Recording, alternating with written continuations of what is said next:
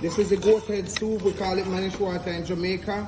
We put a whole lot of like carrot, Irish potato, we put yams, we put a little banana, we put little noodles, we put green pepper, we put like scallion, thyme, and we flavored it.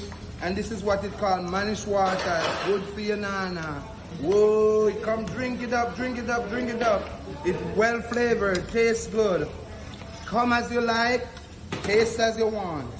I will let you sample it if you want to try it. If you don't like it, that's okay too. So I would prefer you to taste it before you buy it in case if you don't like it. This is like the goat head, the goat feet with a little intestine, and that gives you that strength. And then we have another one we call like cow cod soup. That is the stamina. You call that the bedroom bully tough. Come on, the bedroom bully, drink it up, drink it up, drink it up, store it up. Then tell me what happened. I made another juice called the peanut punch, natural peanut punch, not nothing with powder.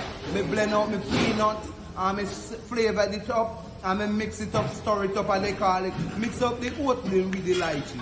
Mix up the oatmeal with the lychee. Hey, chop out, this is the goat head soup with the lychee.